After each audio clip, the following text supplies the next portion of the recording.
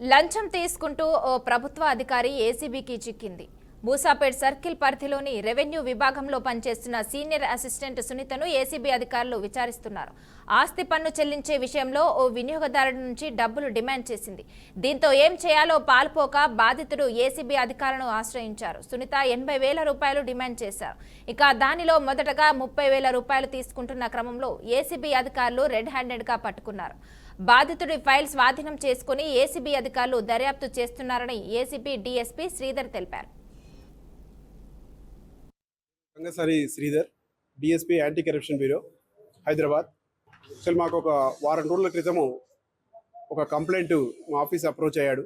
ఇక్కడ property tax సెక్షన్లో ఒక సీనియర్ అసిస్టెంట్ ఎం సునీత సీనియర్ అసిస్టెంట్ గారు మ్యూటేషన్ కోసం అతను అప్లై చేసుకున్నాడు. ఆన్లైన్లో చేసుకుంటే దాంట్లో హార్డ్ కాపీస్ కావాలని పిలిపించేసి అది ప్రాసెస్ చేయాలంటే ఒక 80,000 రూపీస్ అవసరం ఇవ్వాలని చెప్పేసి డిమాండ్ చేశారు.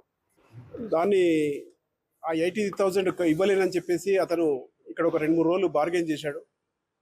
చివరకు 30,000 రూపాయలైనా ఎట్టి పరిస్థితుల్లో లంచం ఇవ్వాల్సిందే అని చెప్పి ఆమె అగ్రి అయిపోయింది 30,000కు. ఆ 30,000 రూపాయలు తీసుకొని ఈరోజు మార్నింగ్ మా దగ్గరికి వచ్చాడు అతను. అది కేసు రిజిస్టర్ చేసేసి మేము అక్కడి నుంచి బయలుదేరి వచ్చాము. కంప్లైంట్ లోపలికి వెళ్ళగానే ఆ 30,000 రూపాయలు తీసుకొని అతని ఫైల్లోనే పెట్టేసి డ్రాలో పెట్టుకున్నది. ఇమీడియట్లీ మేము వచ్చి పట్టుకున్నాము.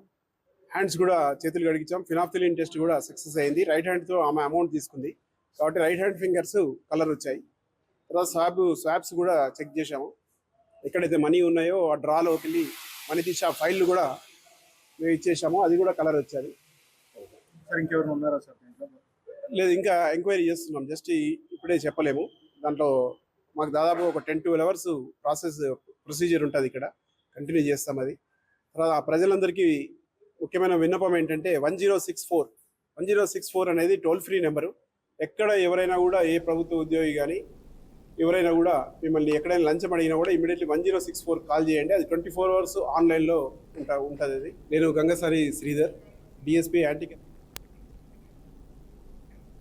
పటాన్ చెరువులోని పాషమైలారంలో పెను విషాదం చోటు చేసుకుంది. సిగాచి రసాయన పరిశ్రమలో భారీ పేలుడు సంభవించింది. మైక్రో క్రిస్టల్ సెల్యులోజ్ డ్రైయింగ్ యూనిట్లో ఈ ఘటన జరిగింది.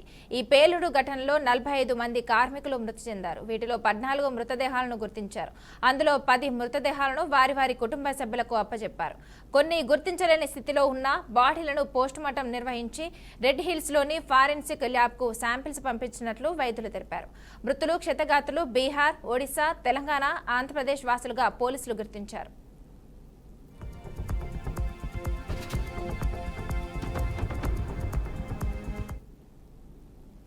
అయితే పోస్ట్ మార్టం శాంపిల్స్ సేకరణ కొరకు సంగారెడ్డి నుండి 6 మంది ఫారెన్సిక్ డిపార్ట్మెంట్ ప్రొఫెసర్లు వచ్చారు. స్టేట్ ఫారెన్సిక్ టెస్టింగ్ డిపార్ట్మెంట్ నుండి 3 అసిస్టెంట్ ప్రొఫెసర్లు వచ్చినట్లు అధికారులు తెలియజేశారు. 22 మృతదేహాల శాంపిల్స్తో పాటు చనిపోయిన వారి కోసం వెతుకుతున్న 19 మంది బంధువుల నమూనాలను సేకరించినట్లు పటాన్ చెరువులోని ప్రభుత్వ ఆసుపత్రి సూపరింటెండెంట్ శ్రీనివాసరెడ్డి చెప్పారు. ఇతర హాస్పిటల్స్ చికిత్స పొందుతూ మరణించిన మరికొన్ని మృతదేహాలు వస్తే ఫ్రిడ్జ్ చేసి పెట్టడం కోసం 22 బాక్సులుగా సిద్ధంగా ఉన్నాయని తెలిపారు.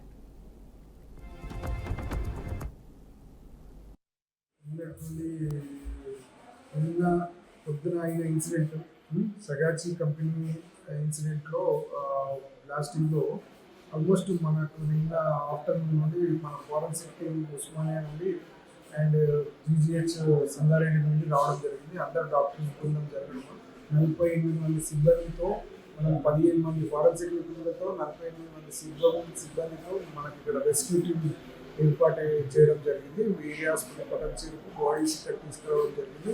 నిన్న మధ్యాహ్నం నుండి ప్రాసెస్ బాడీస్ అక్కడ నుండి అంబులెన్స్లో ఇక్కడ షిఫ్ట్ చేయడం జరిగింది. అందులో నిన్నటి నుండి 36 బాడీస్, 36 డెడ్ బాడీస్ మనకు రిసీవ్డ్ అయ్యి మన దగ్గరికి రావడం జరిగింది. ఆ 36లో కంప్లీట్గా మనకు 14 ఐడెంటిఫైడ్ అయ్యాయి. అవి 14 గుర్తింపబడింది. ఆ 14లో 10 వాళ్ళకు గుర్తించిన వాళ్ళకి అప్పచెప్పడం కూడా జరిగింది. అందులో ఇంకా 4 ప్రాసెస్లో ఉంది, అప్పచెప్తారంటే ఇంకొక ప్రాసెస్ కంప్లీట్ అయినాక వాళ్ళకి అప్పచెప్తారు. మిగతాది బ్యాలెన్స్ మన దగ్గర కంప్లీట్గా 30 పోస్ట్ మార్టమ్స్ కంప్లీట్ అయినాయి. విత్ డిఎన్ఏ శాంప్లింగ్ కోసం ఆ unknown bodies, unidentified bodies DNA sampling కోసం ఉస్మానియా అండ్ రెడ్ హిల్స్లో డిఎన్ఏ టెస్ట్ కోసం వాళ్ళ స్టెర్నమ్ అండ్ వాళ్ళ మజిల్ మాస్ స్టోర్ చేసి పంపించడం జరిగింది. ఎప్పటికప్పుడు మనం బ్లడ్ శాంప్లింగ్ కూడా ఇస్తున్నాం. వాళ్ళ రిలేటివ్స్ ఎవరైతే వచ్చారో వాళ్ళ దగ్గర నుండి బ్లడ్ కూడా శాంపుల్ తీసుకొని ఆ శాంపుల్ ఈ శాంపుల్ కాంబినేషన్లో పంపించడం జరుగుతుంది. ఆల్రెడీ నిన్నటి నుండి ఇప్పటి వరకు మనం ఆల్రెడీ 19 శాంపిల్స్ పంపించాము, బ్లడ్ శాంపిల్స్. ఆల్మోస్ట్ మనకు అన్ఐడెంటిఫైడ్ కంప్లీట్గా 22 పంపించాము. సో 22 కంప్లీట్గా స్టెర్నమ్ బోన్ డిఎన్ఏ టెస్ట్కి పంపించాము. ప్లస్ ఫ్యామిలీ మెంబర్స్ కూడా 19 మందికి. ఇక ఇదే అంశంపై పూర్తి సమాచారం మా ప్రతినిధి బాసిత్ అందిస్తారు. బాసిత్ చెప్పండి. మానస, పటాన్చెరు పాశమైలారం పారిశ్రామిక వాడలో మృతుల సంఖ్య పెరిగే అవకాశం ఉందని చెప్పి తెలియజేసింది. ఇక్కడ ఈ జరిగిన ఘటన చాలా విషాదకరంగా తయారైంది. కొన్ని చనిపోయిన మృతదేహాలు, ఒకరి చెయ్యి ఒక కాలు ఉంటే మరొకరికి చెయ్యి లేకపోవడం, అన్ని మృతదేహాలు సరైన అవయవాలు లేకుండా మృతదేహాలు లభ్యమవుతున్నాయని చెప్పి మనకు సమాచారం అందుతుంది. ప్రస్తుతం అయితే పటాన్చెరు పాశమైలారం పారిశ్రామికలో నిన్న జరిగిన ఈ ప్రమాదంలో ఈ రోజు వరకు పటాన్చెరు ప్రభుత్వ ఆసుపత్రికి 36 మృతదేహాలు చేరగా అందులో 14 మృతదేహాలు మాత్రమే గుర్తించబడినవి. ఇందులో 10 మృతదేహాలను వారి వారి కుటుంబ సభ్యులకు అప్పచెప్పడం జరిగింది. గుర్తులేని స్థితిలో ఉన్న ఈ మృతదేహాలను పోస్ట్ మార్టం నిర్వహించి రెడిల్స్ లోని ఫోరెన్సిక్ ల్యాబ్ కు శాంపిల్స్ పంపించడం అని చెప్పి ఏరియా ఆసుపత్రి సూపరింటెండెంట్ శ్రీనివాస్ రెడ్డి గారు తెలపడం జరిగింది.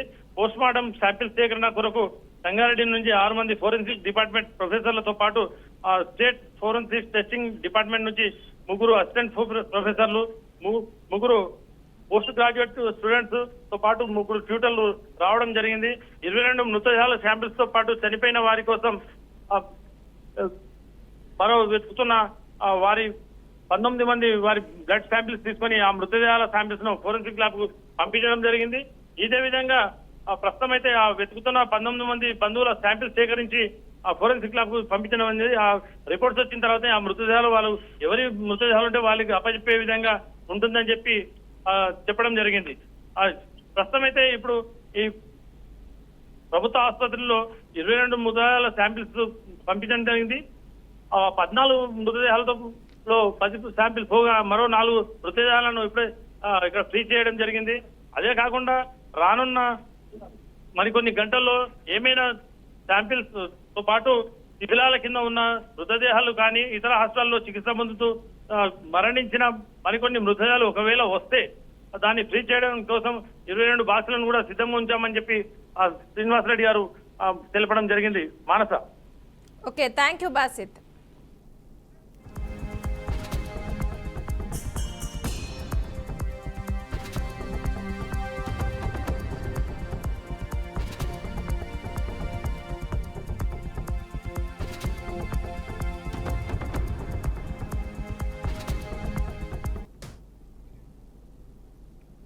ఎన్టీఆర్ జిల్లా చెవటూరు గ్రామంలో దారుణం చోటు చేసుకుంది. పశువులను మేపుతున్న హైమావతి అనే మహిళను గుర్తు తెలియని వ్యక్తి దారుణంగా చంపాడు. అనంతరం పెట్రోల్ పోసి నిప్పంటించాడు. స్థానికంగా పశువులు కాస్తున్న కాపర్లు గమనించి పోలీసులకు సమాచారం అందించారు. ఇక ఘటనా స్థలానికి చేరుకున్న పోలీసులు కేసు నమోదు చేసి దర్యాప్తు చేస్తున్నారు.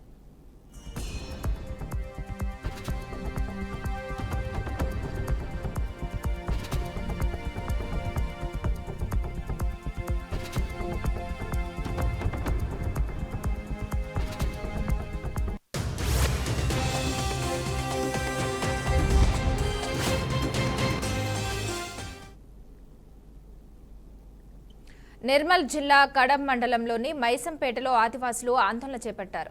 గ్రామస్తులను గత 14 నెలల క్రితం మధ్యపడక గ్రామానికి తరలించినట్లు తెలిపారు. అయితే అక్కడ భూములకు పట్టాలు ఇవ్వడం లేదని, భూమి చూపించడం లేదని ఆవేదన వ్యక్తం చేశారు. తాము ఎలా బ్రతకాలని ఖానాపూర్ ఇన్ఛార్జి FTO రేవంత్ చంద్రను నిలదీశారు. ఇక మళ్లీ పాత మైసంపేటకు పోతామని, అక్కడే వ్యవసాయం చేస్తూ జీవిస్తామని, ఇక్కడ పనిలేం, జీవనం కష్టంగా ఉందని వాపోయారు. 2-3 రోజుల్లో పట్టాల కార్యక్రమం పూర్తి చేస్తామని రేవంత్ చంద్ర అన్నారు. వారం రోజుల్లో వారికి పట్టాలు ఇచ్చి ఇక్కడే ఉండే విధంగా చూస్తామని తెలిపారు.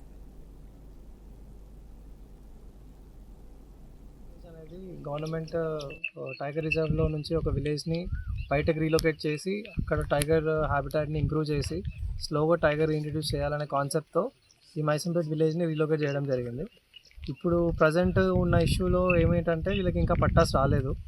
సో వీళ్ళు చాలా చాలా పెంటప్ ఎమోషన్స్ ఉన్నాయి వీళ్ళ దాంట్లో, దట్ మాకు ఇంకా పట్టాస్ రాలేదు, మేము మళ్ళీ వెళ్ళి ఫారెస్ట్ని డిస్ట్రాయ్ చేస్తాము. ఆ పర్స్పెక్టివ్లో నేను ఇక్కడికి వచ్చి మాట్లాడడం జరుగుతుంది. ఈ విలేజర్స్తో ఇంటరాక్ట్ చేశాను. ఎందుకంటే ఇప్పుడు వాళ్ళు మళ్ళీ ఇది ఆల్దో ఇది revenue land, as such forest department doesn't have any hold on this. ఇప్పుడు వీళ్ళు విలేజర్స్ అందరూ కలిసి ఉన్నారు. మాకు పట్టాస్ ఇవ్వకపోతే మళ్ళీ వెళ్ళి ఫారెస్ట్లో కూర్చుంటాము అని అనేసరికి అది that will create a law and order issue. And almost too much money that was spend by the government, అదంతా వేస్టేజ్కి దారితీస్తుంది. దట్ ఈ ఎంక్రోచ్ అయిన విలేజ్ వాళ్ళకి చెప్పాలి దట్ మీరు ఎంక్రోచ్ చేసి కూర్చున్నారు, బట్ ఎప్పుడో ఒకసారి వాళ్ళకి పట్టాలు వచ్చి మీరు భూమి కోల్పోతారు, అనవసరంగా దీన్ని కాంప్లెక్స్ చేయొద్దు అనే ఉద్దేశంతో వచ్చి ఈ విలేజ్ని విలేజర్స్తో ఇంటరాక్ట్ అవ్వడం జరిగింది. ట్రై చేస్తున్నాం మా వంతు, కలెక్టర్ మేడంతో పర్సూ చేస్తున్నాము. ఏమీ పెద్దగా లా అండ్ ఆర్డర్ ఇష్యూ రాకుండా పీస్ఫుల్గా కొంచెం సార్ట్అవుట్ అయ్యేలాగా ట్రై చేస్తున్నాము. ఆల్దో చాలా లేట్ అయిపోయింది, ఇప్పటివరకు పని అయిపోవాల్సింది ఉండే, బట్ ఫైనల్గా ఒక సొల్యూషన్ ఇవ్వగలిగితే దానికంటే పెద్ద సంతోషం విలేజర్స్కి లేదు అనేది. ఇటీవల బెంగళూరులో జరిగిన తొక్కిసలాట ఘటనకు ఆర్సీబీనే కారణమని సెంట్రల్ అడ్మినిస్ట్రేటివ్ ట్రిబ్యునల్ పేర్కొంది. లక్షల సంఖ్యలో అభిమానులు గుమికూడటానికి ఆర్సీబీనే కారణమని, అందువల్లే తొక్కిసలాట జరిగి ఉంటుందని ట్రిబ్యునల్ అభిప్రాయపడింది. పోలీసుల నుంచి ఎలాంటి అనుమతులు తీసుకోకుండానే విక్టరీ పరేడ్పై ప్రకటన చేయడం వల్లే భారీగా అభిమానులు తరలి వచ్చారని తెలిపింది. అంత తక్కువ సమయంలో పోలీసులు భద్రతా ఏర్పాట్లు ఎలా చేయగలగరని ప్రశ్నించింది. ఇక ఈ ఘటనలో సస్పెన్షన్ కు గురైన IPS officer Vikas Kumar suspension ను కొట్టివేయాలని క్వాట్ను ఆశ్రయించారు. దీనిపై విచారణ జరిపిన క్వాట్ పోలీసులేమీ దేవుళ్లు కాదని, మనుషులేనని, వారి దగ్గర మంత్రదండాలు ఏమీ ఉండవని మండిపడింది.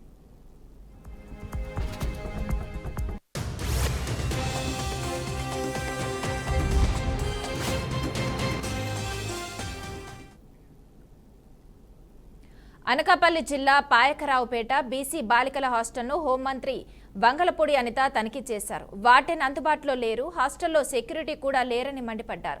హాస్టల్ వార్డెన్ను సస్పెండ్ చేశామని తెలిపారు. ఇక అన్ని హాస్టల్స్ను తనిఖీలు చేయమని అధికారులను ఆదేశించానని చెప్పారు. మంచిని కూడా చెడులాగా వైసీపీ వాళ్ళు ప్రచారం చేస్తున్నారని మండిపడ్డారు. వైసీపీ అఫీషియల్ పేజ్లో తప్పుడు ప్రచారం చేస్తున్నారని విమర్శించారు. భోజనంలో చిన్న తల వెంట్రుక కనిపించిందని తెలిపారు. ఒకసారి ఈ సోషల్ వెల్ఫేర్ హాస్టల్స్ ఏదైతే ఉన్నాయో, సోషల్ వెల్ఫేర్ హాస్టల్స్ పాయకరావుపేటలో 4 ఎన్నో ఉన్నాయి. ఈ 4 సోషల్ వెల్ఫేర్ హాస్టల్స్ లోని ఏదో ఒక హాస్టల్ ని కొంచెం ఆకస్మికంగా తనిఖీ చేద్దాము అనే ఉద్దేశంతో నేను మా డిపార్ట్మెంట్ వాళ్ళకి కూడా చెప్పలేదు, మా నాయకులకి ఎవరికి కూడా చెప్పకుండా నేను ఒకసారి ఆకస్మికంగా విజిట్ చేయడం జరిగింది. ఎందుకు ఈ కార్యక్రమానికి తీసుకున్నామంటే, ఈ రోజు గవర్నమెంట్ చాలా చిత్తశుద్ధితో ఒక పక్క మధ్యాహ్న భోజన పథకంలో ఒక సన్నబియ్యం ఏర్పాటు చేయడం కానీ, అదే విధంగా ఈ రోజు ఇంటర్మీడియట్ పిల్లలకి ఏదైతే మధ్యాహ్న భోజనం పథకం ఉందో అది డొక్కా సీతమ్మ వారి మధ్యాహ్న భోజన పథకం అని చెప్పి మనం ఏర్పాటు చేసి, దాని ద్వారా కూడా ఒకసారి మనందరం కూడా వాళ్ళందరికీ కూడా మధ్యాహ్న భోజనం పథకం ఏర్పాటు చేయడం, వాళ్ళకి కూడా ఈ ఫైన్ రైస్ సన్నబియ్యం ఇవ్వాలి అని ఆలోచించడం. అదేవిధంగా hostels SC welfare hostel, BC welfare hostels లో కూడా ఎవరైతే చదువుకుంటున్న విద్యార్థులు ఎవరైతే ఉన్నారో వాళ్ళందరికీ కూడా మంచి భోజనం అందజేయాలి, మంచి సదుపాయాలు అందజేయాలి, వాళ్ళకి పౌష్టికాహారం అందజేయాలనేది ఎన్డీఏ కూటమి తాలూకా లక్ష్యం. దీనిలో భాగంగా అవన్నీ అందుతున్నాయా లేదా, లేకపోతే వాళ్ళ అందరికీ కూడా ఏదైనా ఇబ్బందులు ఉన్నాయా అని తెలుసుకోవడానికి మొట్టమొదటిసారిగా ఒక ఉమెన్ హాస్టల్ కి, అది ఇంటర్మీడియట్ చదివే హాస్టల్ కి నేను అక్కడికి. తీవ్ర ఆర్థిక ఇబ్బందుల్లో ఉన్న సినీ నటి పాకిజాకు ఆంధ్రప్రదేశ్ డిప్యూటీ సీఎం పవన్ కళ్యాణ్ సాయం చేశారు. ఆమె దీనస్థితి తెలిసి 2 లక్షల ఆర్థిక సాయం ప్రకటించారు. ఇక మంగళగిరిలోని జనసేన కేంద్ర కార్యాలయంలో ఈ మొత్తాన్ని ప్రభుత్వ whip P Hariprasad, P Gannavaram శాసనసభ్యులు గిడ్డి సత్యనారాయణలు ఆమెకు అందజేశారు.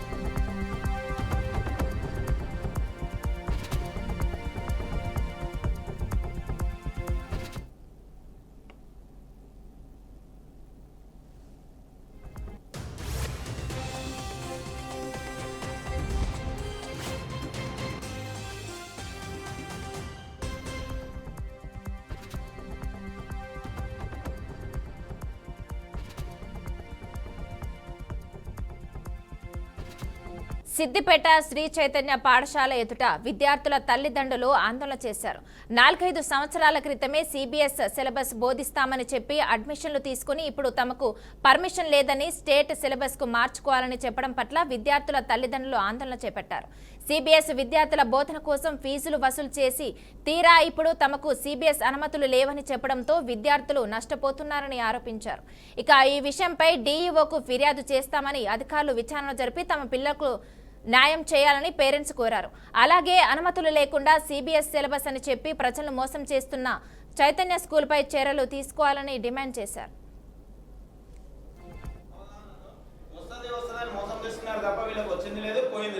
సో కనీసం ఇప్పటికైనా తల్లిదండ్రులకు సరైన అవగాహన ఇచ్చి వాళ్ళకి నచ్చితే జాయిన్ చేసుకోవాలి అడ్మిషన్స్, కానీ మోసం చేసి జాయిన్ చేసుకోవద్దు అన్నదే మా ఉద్దేశం. సో దయచేసి డిఈఓ గారైనా విద్యాసంస్థ విద్యాశాఖ వారికైనా మేము ఖచ్చితంగా లెటర్ రాసి ఇస్తాం. వాళ్ళు కూడా వచ్చి వెరిఫై చేసి ఫర్దర్గా అని ఏం తెలియని తల్లిదండ్రులను స్టూడెంట్స్ను మోసం చేయకూడదు అన్నదే మా ఉద్దేశం. ఇప్పుడు మేము ఆల్రెడీ మోసపోయినాం, ఇప్పుడు అడ్మిషన్ అవైలబుల్ లేని పరిస్థితిలో ఉన్నాం. సిబిఎస్ఈ ఫీజులు కడుతూ సిబిఎస్ఈలో ఉన్న పిల్లలను ఇప్పుడు సడన్గా స్టేట్ మారిస్తే వాళ్ళ చదువులు ఖరాబ్ అవుతాయి. పోనీ ఇక్కడ నుంచి వేరే స్కూళ్ళలో కూడా ఇప్పుడు ఇమ్మీడియట్గా ఈ జూలై వచ్చిన తర్వాత ఇప్పుడు జూన్లో జూన్ ఎండ్కి వచ్చింది, జూలైలో వేరే స్కూల్ అడ్మిషన్స్ కూడా దొరకవు. ఇప్పటిదాకా మోసం చేసి ఇప్పుడు స్కూల్ ఏంటంటే వీళ్ళకి ఇంత మోసం చేయాల్సిన అవసరం లేని స్కూళ్ళు, ఇంత పెద్ద స్కూల్లో సిబిఎస్ఈ అప్రూవల్ లేకుండా వీళ్ళు ఇన్ఫ్రాస్ట్రక్చర్ సరైన సిబిఎస్ఈ నామ్స్లో లేకుండా అప్రూవల్ పెట్టినాం వస్తుందని ప్రజలను మోసం చేస్తూ ఇప్పుడు ఏమంటున్నారంటే లాస్ట్ ఇయర్ పిల్లలను మేము వరంగల్లో ఎగ్జామ్ రాపించినాం, మీ పిల్లలను ఖమ్మంలో రాపిస్తాం, ఇంకెక్కడన్నా ఏ స్కూల్లో మాకు అడ్మిషన్స్ దొరుకుతాయో అక్కడ మేము అడ్మిషన్ చేయించుకొని మా వితౌట్ ఎనీ అప్రూవల్ మాకు ఎవరు చెక్ చేసే వాళ్ళు ఉండరు, మాకు చాలా పెద్ద సమస్య. మేము మీ ఎడ్యుకేషన్ అంతా ఇక్కడే చెప్తాము మీకు నష్టం లేకుండా, కానీ పరీక్షలు మాత్రం ఎక్కడెక్కడో రాపిస్తాము. ఇట్లాంటి కబుర్లు చెప్పి మాకు పిల్లలకు సరైన అవగాహన ఇవ్వకుండా ఇప్పుడు 10th class parents last year face చేశారు, ఇప్పుడు 10th ఉన్న వాళ్ళు చాలా బాధపడుతున్నారు. ఇప్పుడు మా పిల్లలు 9th వచ్చారు, నెక్స్ట్ ఇయర్ మళ్ళీ మేము మోసపోవాలి. మేం కాకుండా ఈ 200 ప్లస్ అయినా 200 400 మంది మోసం కాకుండా 8th నుంచి 6th వరకు అడ్మిషన్స్ తీసుకొని అంటే ఒక 1000 పీపుల్స్ వరకు వీళ్ళని ఒక్కొక్కరిని ఇండివిజువల్గా మాట్లాడుతూ ప్రతి ఒక్కరిని మోసం చేసి అంటే నువ్వు చెప్పు ముందుగానే మా దగ్గర అప్రూవల్ లేదు, అడ్మిషన్ లేదు, మేము స్టేట్లో ఏ స్కూల్లో మాకు అడ్మిషన్ దొరికితే ఆ స్కూల్లో పిల్లలను జాయిన్ చేస్తాము, కానీ మీకు మాత్రం శ్రీ చైతన్య ఫీజు రిసీట్లు ఇస్తాం, మేము ఇక్కడ చదువులు చెప్పి తెలంగాణలో ఎక్కడుంటే అక్కడ రాపించుకుంటాము. ఆ విధమైన ధోరణితో ఇంత ఘోరం నేరం చదువుకున్న వాళ్ళం మాట్లాడడానికి సిగ్గు అనిపిస్తుంది. ఎందుకంటే ఇది తల్లిదండ్రుల బాధ్యత కూడా ప్రతి ఒక్కరిది చూసుకోవాల్సిన బాధ్యత ఉంది, కానీ మనం ఇంత పెద్ద సమస్య మోసం చేస్తుందని ఎందుకు అనుకుంటాం? ఇలా ప్రతి ఒక్క తల్లిదండ్రులు అందరూ నష్టపోతున్నారు. సిబిఎస్ఈకి మీరు లాస్ట్ ఇయర్ 8th క్లాస్లోనే ఏమన్నా మీ ప్రాబ్లం అంటే చెప్పండి, వేరే స్కూల్లో జాయిన్ చేస్తామంటే మీకు ఏం సంబంధం లేదు సార్, మీకు ఏం ప్రాబ్లం లేదు, మేము మీకు ఇక్కడ కాకపోతే వరంగల్ మా బస్సులోనే తెలుసుకెళ్ళి ఎగ్జామ్ రాపిస్తాము, ఇది రాపిస్తామని ఇప్పుడు ఏంటి అంటే వాళ్ళు ఇట్లాంటి కబుర్లు చెప్తున్నారు. సిబిఎస్ఈ ఫీజులు కడుతూ సిబిఎస్ఈలో ఉన్న పిల్లలను